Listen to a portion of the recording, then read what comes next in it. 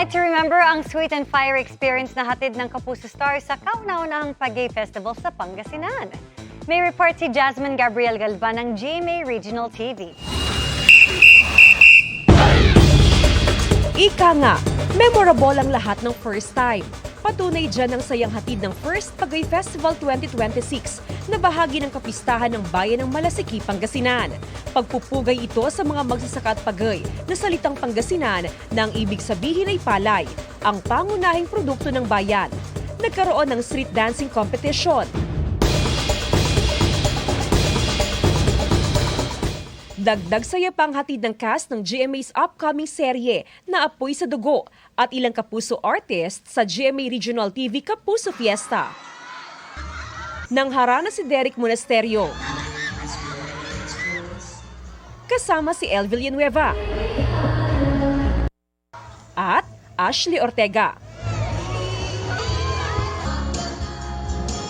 Sana nag-enjoy kayo. Lahat naman ng ginagawa namin para sa inyo, para mapasaya kayo. Maraming salamat po sa pagsuporta at pagpunta po dito sa show namin at sa pagtangkilik sa mga GMA shows. Medyo matagal na rin ako bago nakabalik ng Pangasinan, so it's good to be back and it's good to celebrate this festival with everyone. Nakisaya rin sina Vince Marestela, Bryce Eusebio, Kapuso singers Chloe Redondo at Anthony Rosaldo, pati sina Pipita Curtis, Tonya at Fonzie. Sa Kapuso Spotlight Sangguniang Kabataan Night, fiery performances ang baon ng cast members ng BG ng Bayan na sina Ali Alday,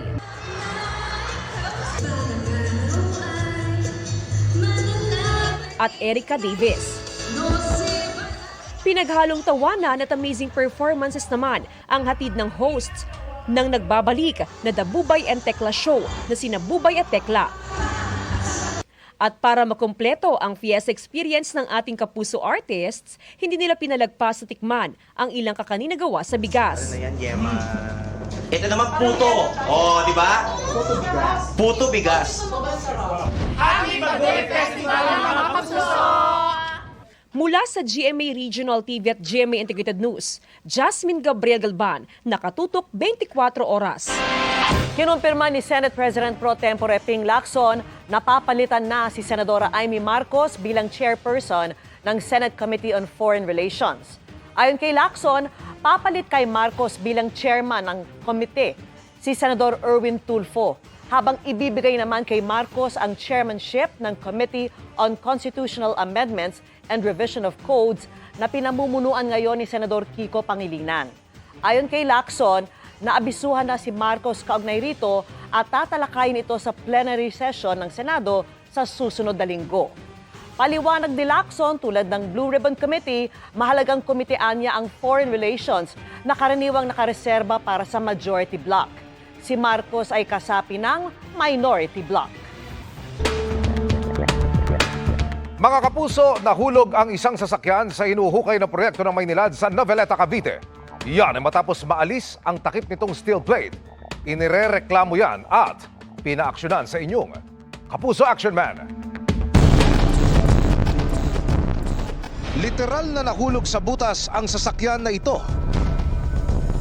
sa bahagi ng Barangay San Rafael 2 sa Noveleta, Cavite noong ika-11 ng Enero ngayong taon. May sinusundan akong tanker.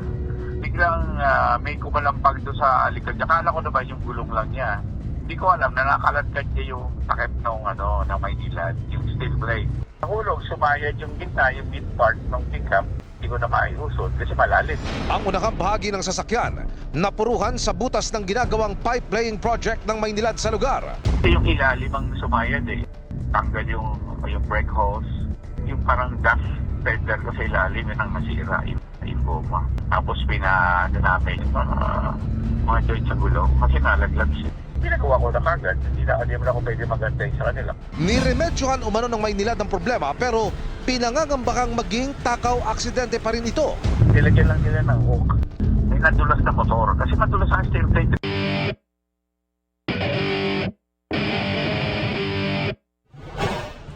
Dumulog ang inyong Kapuso Action Man sa Maynilad. Agad daw nilang ipinag-utos sa contractor na isaayos ang apektadong daan. Daragdagan din nila ng safety measure ang naibalik na steel plate sa butas habang nagpapatuloy pa ang proyekto. Nais ding linawin ng Maynilad na patuloy ang kanilang pakikipag-ugnayan sa may-ari ng sasakyan hinggil sa pinsalang dulot ng aksidente. Kasama raw dito ang pagbabayad sa kaukulang danyos. Inaasahang matatapos ang proyekto sa katapusan ng Pebrero. Humihingi rin ng pangunawa ang Maynilad sa abalang dulot nito sa mga motorista. Tututukan namin ang sumbong na ito. Para po sa inyong mga sumbong, pwedeng mag-message sa Kapuso Action Man Facebook page o magtungo sa GMA Action Center sa GMA Network Drive, Corner Samar Avenue, Diliman, Quezon City. Dahil sa anumang reklamo, pang-abuso o katiwalian, tiyak, may katapat na aksyon sa inyong Kapuso Action Man. Magandang gabi mga kapuso. Ako po ang inyong Kuya Kim na magbibigay sa inyo ng trivia sa likod ng mga trending na balita. Sa Malabon, may nakumpiskang mga otoridad na endangered na mga hayop. Tila mukhang isda na may paa. Ano ang tawag sa kanila? Sa sinagawang wildlife law enforcement operation sa Barangay Hulong Duhat, Malabon, itong nakumpiska ng mga otoridad. 4 na parang mga isda na may paa. Kapag nakatikom ang bibig ng mga ito, para silang nakangiti. Meron din sila mga head ferns sa magkabilang gilid ng kanilang ulo. Ang tawag sa kanila, axolotl. Ang operasyon kung saan nasabat ang 4 na buhay na axolotl. Pinangunahan ng DNR Environment Law Enforcement and Protection Service, CIDG, Northern Police District at DNR National Capital Region. 2 na aresto sa nasabing operasyon. Nakuha po doon ang 4 heads ng axolot. Nakalagay po yun sa 2 plastic container. Ang pangangalaga at pagbebenta po ng wildlife na wala pong karampatang or kaukulang papel ay paglabag po ng ating Republic Act 9147, ang tinatawag nating Wildlife Resources Conservation and Protection Act, na may karampatang parusa po yan ng pagkakulong ng 1 taon hanggang 2 taon at fine po na 2,000 hanggang 200,000. Ang mga axolotl nasa kustodiya ngayon ng Biodiversity Management Bureau Rescue Center. Sila yung in charge sa pangangalaga, sa pagsusuri, rehabilitation at saka proper disposition. Pero may ideya ba kayo kung anong klaseng hayop nga ba ang axolotl? Kuya Kim, ano na?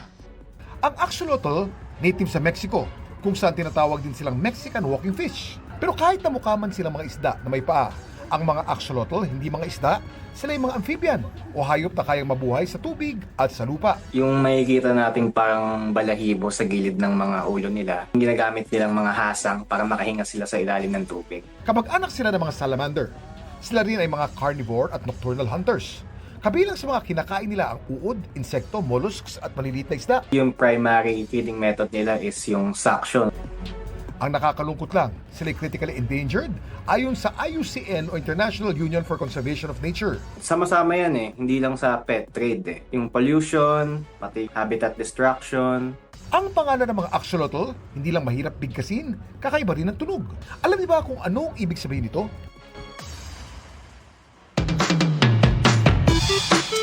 Ang axolotl ay salitang Nahuatl, ang language sa mga Aztec o yung mga sinaunang sibilisasyon na namuhay sa Central Mexico mula 14th hanggang 16th century. Ang ibig sabihin nito, water monster o servant of water. Hango ito sa pangalan ng Aztec god ng apoy at kidlat na si Xolotl na may kakayahang magbago ng anyo at maging isang salamander.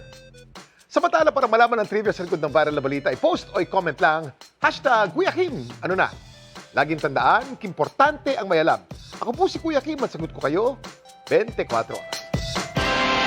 Nahuli cam kung paano nakaligtas ang isang driver sa pagguho ng lupa sa dinadaanan niya sa isang minahan sa Indonesia.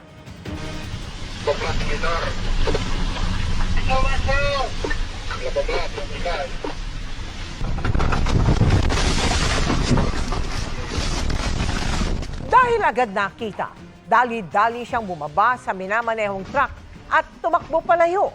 Kita rin sa video kung paanong tila nilamon ng lupa ang iniwan niyang sasakyan.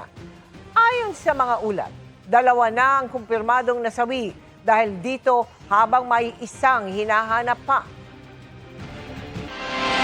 Nakuha ni Pinoy pole vaulter EJ Obiena ang kanyang unang panalo ngayong season.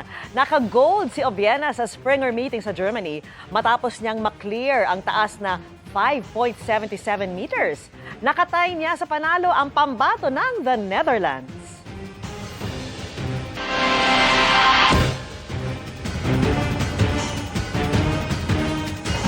Sisilipin na ng NBI ang CCTV footage sa condo unit ni Rian Ramos at Michelle D. Kasunod ng aligasyong pambubugbog sa driver at personal assistant ni Ramos. Ang abogado ni Ramos at D tinawag na untruthful at physically impossible ang aligasyon. Kinwestiyon din nila ang mga paratang dahil wala naman daw umanong bakas ng bugbog at sugat ang nagreklamong driver. Nakatutok si John Consulta. So these allegations are very, very untruthful and false, physically impossible and incredible. Sa panayam ng GMA Integrated News, mariing pinabulaanan ng kampo ni Rian Ramos at Michelle D ang mga aligasyon ni alias Totoy. Ang bintang kahapon ni alias Totoy na driver at personal assistant ni Ramos, ginulpi umano siya ng 3 araw ng mga bodyguard ni D at Ramos matapos umano siyang pagbintangan na kinuha ang isang angpaw na nagalaman ng mga sensitibong larawan. Pati raw si D, Ramos at kaibigan nilang beauty queen na si Samantha Panlilio kasama sa mga nanakit umano sa kanya sa kondo ni D at Ramos sa Makati. Pero sabi ng abogado ni Ramos at D, bakit daw sa mga mugshot ng arestuin siya noong January 19 dahil sa reklamong qualified theft, walang bakas ng bugbog o mga sugat. Wala rin daw nakasaad na binugbog siya sa kanyang provisional medical certificate noong siya'y arestuhin. During inquest investigation, pinapamedical ang mga arrested persons. So, kung meron mang mauling and bruises and injury that were present during the time of arrest dun sa inquest investigation, dapat nakita na yon sa medical. And the medical would show na walang nakitang signs of any injury and bruises on January 19. Yun yung hindi namin matanggap kasi dahil wala talagang ganong insidente. May napansin din daw sila nang magpa-interview si alias Totoy sa media kahapon. You could see how he showed his body to the media yesterday. Wala siyang injury sa katawan. For 3 days mauling, that would be out of human nature and natural course of things na ganon kalinis yung katawan mo. Tapos wala siyang injury sa mata, 'di ba? Wala siyang injury sa face. Malabo rin daw ang aligasyong kasama sa kumulpi si D dahil nasa Iloilo raw ito noong January 17 para sa isang event.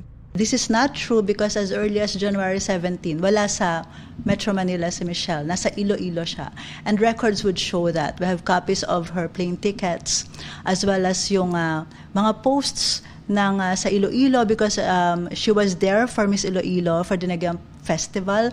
There are a lot of posts from other people also who can attest that she was there the whole day of January 17. Kasama sa mga nagpapatunay na nasa Iloilo si D, ang fashion designer na si Jojo Bragais na kasama raw ni D noon. Pero ang sabi ni alias Totoy, tapos habang ko binubugbog ni Michelle, may narinig pa ako na na nagtawag kanya na ma'am, malapit na flight mo, mag-6 na. Ang sabi niya, kaya pa naman. Tapos yun, mamaya-maya umalis siya. Pagbalik niya, may bitbit na siya, maliit na bag. Nakabihis na siya tapos may nagdala na ng malita niya palabas. Sana lang they will not be judged outright. Kasi syempre, may accusation against them. Under investigation pa po yung complaint sheet na i-file sa NBI. Hindi pa po yun criminal complaint. So let the NBI investigate about it. Tingnan po natin ang magiging findings. Ang abogado ni Sam Panlilio, sinabing kinakalap pa nila ang lahat ng facts at mga pahayag bago makapagbigay ng pahayag. Si alias Totoy naman bumalik sa NBI para magbigay ng dagdag na detalye sa kanyang reklamo. Sabi niya ngayon, matapos daw ang pambubugbog sa kanya, nagpunta pa raw sa kanilang bahay sa Northern Samar ang ilang tauhan ni D. Nabahala na ako sir yung nalaman ko na pumunta yung 2 babae sa isang lalaki. Yung pagdating doon, agad, nalugog yung bahay ko. Tapos, kinuha ang cellphone ng asawa ko. Tapos yung anak ko, pinecturean niya isa-isa. Pero sabi ng abogado nila D, pinuntahan lang ang bahay nila dahil tinawagan sila ng asawa ni alias Totoy. It's the wife of alias Totoy or the driver of Rian na tumawag talaga kay Michelle at nagsabi pa nga na ang mga items na hinahanap niya ay nasa asawa niya. Pumunta yung mga staff ni Michelle to get those items to the wife kasi nga ibibigay ng wife kasi nasa kanya daw. So kumbaga parang nagsumbong talaga yung wife sa kanya na andito yung hinahanap mo. Nagulat nga daw siya bakit may mga ganon dun sa asawa niya. She confronted the driver Rian about it. Siyempre, constrained na rin yung driver na sabihin na ako talaga po ang kumuha at akala ko po kasi ay may lamang pera yung ampaw na yun. Nagpalabas naman ng pahayag ang Makati Police na makikipagtulungan sila sa NBI sa gagawing investigasyon tungkol sa akusasyon ni alias Totoy ng pananakit ng 2 nilang tauhan habang ito'y nasa kanilang kustodiya. Kailangan i-verify natin yung katotohanan sa mga allegations na to at gagawin natin ito by number 1, interviewing witnesses. We will have to go to the place where the incident happened, doon sa binabanggit niyang kondo. Kung pwede tayong makakuha ng records ng report kung meron man. Considering na nangyari ito several days pa, tatanungin natin yung expert opinion ng doktor kung pwede bang mag-heal yung mga injuries nito. And all of this have been completed para naman meron na tayong may harap doon sa ating mga respondents, magpapadala po tayo ng subpoena. Hihilingin ng NBI na makuha ang mga CCTV ng condo unit, pati na ang CCTV ng Makati Police para matukoy ang katotohanan. Para sa GMA Integrated News, John Consulta, nakatutok 24 oras. Sa gitna ng palitan ng patutsada ng Pilipinas at China, ng hamon ng Chinese Embassy na ideklara ng Pilipinas na persona non grata o paalisin ang kanilang ambassador. May paalala ang Department of Foreign Affairs tungkol dito. Nakatutok si Mariz Umali. Ang World War o palitan ng patutsada ng Chinese Embassy at mga opisyal ng Pilipinas umabot na sa usaping pagdedeklarang persona non grata kay Chinese Embassy Deputy Spokesperson Gu Wei. I suggest that we study the possibility of declaring that particular person a persona non grata. Tugon dito ng tagapagsalita ng Chinese Embassy sa Pilipinas na si Ji Lingpeng. Mas simple raw ideklara na lang na persona non grata ang mismong ambassador ng China na si Jing Quan dahil tanga nito ang responsibilidad sa lahat ng salita at aksyon ng Chinese Embassy.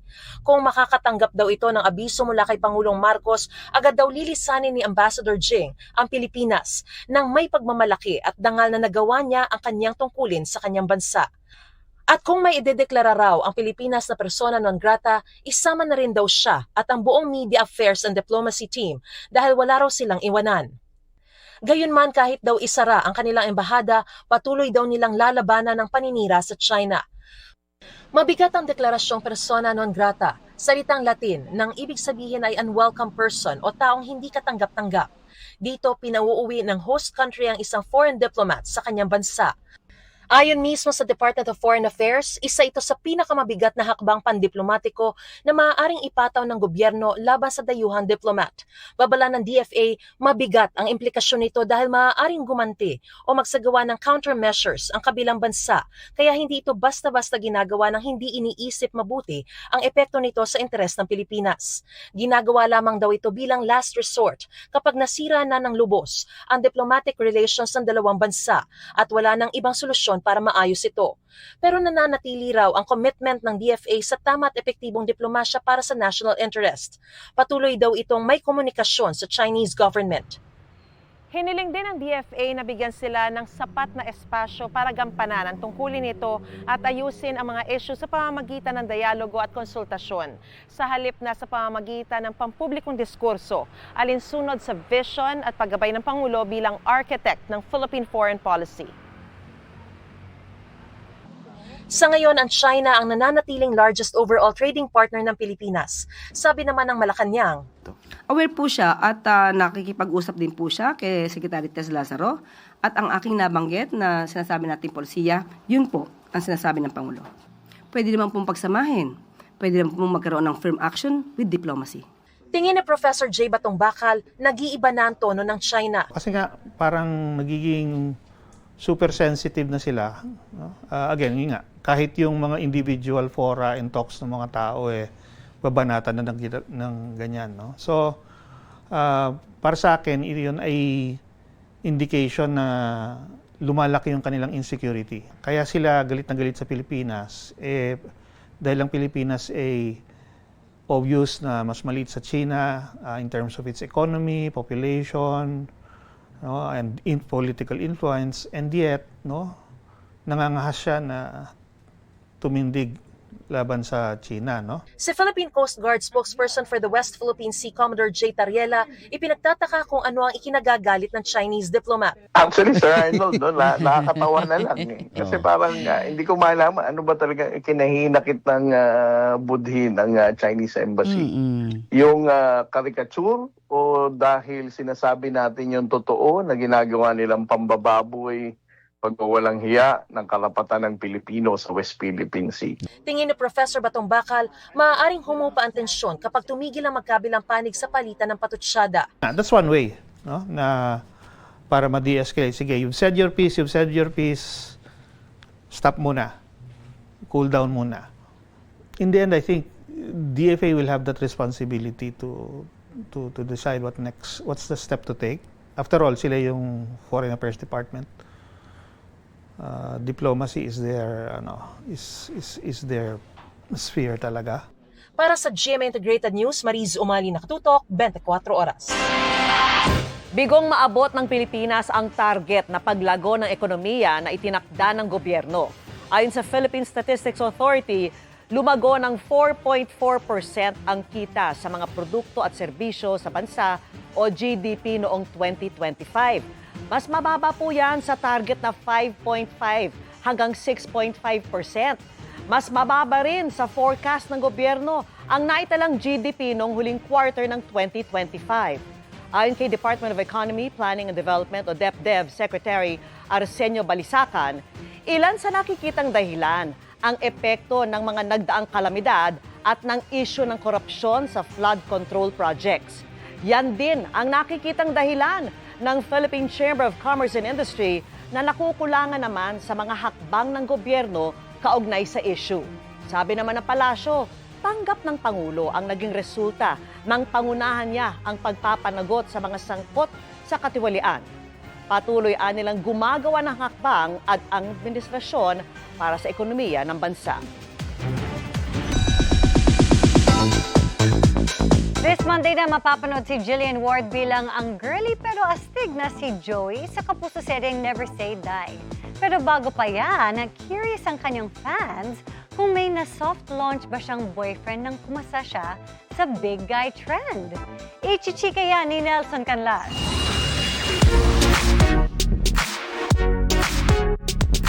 Ilang araw na lang turning 21 na si Jillian Ward at marami raw siyang natutunan sa nakaraang taon. She became the bold young woman that we see now. Fiercer at mas palaban. Turning 20, I think mas palaban na ako for myself. I mean, mas may boundaries na po ako. Mas alam ko na kung ano yung gusto ko for my future. Hindi ka nalang oo ng oo. Yes, ngayon po natutunan ko po yun kasi syempre po growing up, tapos nasa showbiz industry ako, parang all my life medyo may people-pleasing tendencies ako. I would always say yes. Parang hindi ko po iniisip yung ko na, at a certain point, hindi ko na iniisip yung mental health ko, basta mapasaya ko yung ibang tao. It affected you? Opo, kasi Before? sobrang people pleaser ako nung younger ako.